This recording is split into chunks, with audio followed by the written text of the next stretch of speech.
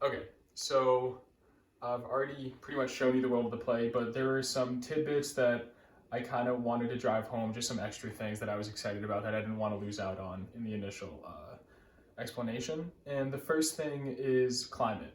So I kind of touched on it with it being a bubble, but what I'm imagining is that the capitalist patriarchs that are able to control this are basically creating different climates for each different zone. So in this area, it's humid, it's arid, it's kind of desert-like, very sandy, as we can see. And then we're gonna move on to the Claudius's soliloquy. So this is more of like a tundra. This is on his trek to Denmark. It's very cold, but this is only felt by the characters involved. Only 20% of this is really felt by the patrons for their comfort. And then we can move over to the lake. And here I'm imagining like a 70-degree day, slight breeze, partly cloudy, just very relaxing reading temperature.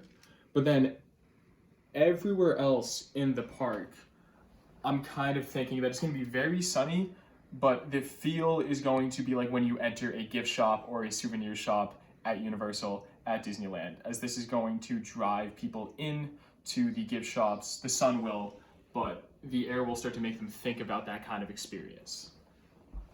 The next thing that I kind of wanted to drive home is the fact that Oedipus and the child, one of their conversations that the child says, "You can hear." And he really emphasizes this point.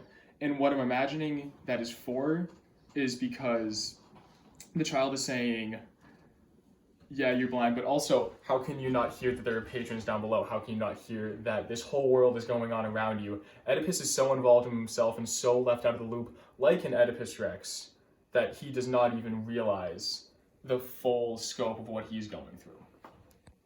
The next thing is another conversation. It says, "Can listen next time." The child says this when Oedipus is done and pretty content with the speech that he has just given. And what I'm thinking this is that maybe he's finally starting to realize where he is, what is going on, and the child has started to realize this as well. And finally, finally knows like the world that he is in, and the child is saying this because there's going to be a next time. He's going to continuously do these performances. Maybe he'll even start to negotiate for profit instead of him paying to have his story heard. The next thing is the mood. Although there's tension between the two characters, I am really sensing that there's this aura of possibility. There's this openness. There's just this world that anything seems possible, but nothing truly is. Kind of like the American dream, kind of like capitalism, where yes, the top is possible or these experiences are possible, but are they really? Are you actually just trapped in this bubble? Music. So the music is really created by the patrons. If you close your eyes in this world, I can just sense that you'll hear multiple different staccato conversations. You'll hear the footsteps. You'll hear perhaps soft classical music playing at the lake, or you'll hear this powerful orchestra, Claudius's soliloquy. And lastly, I wanted to drive home why I personally chose chess pieces to display the characters.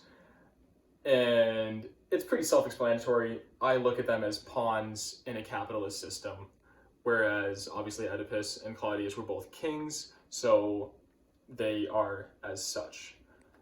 And so yeah, that's some of the extra stuff that I really wanted to drive home. Thank you for listening if you did. So yeah.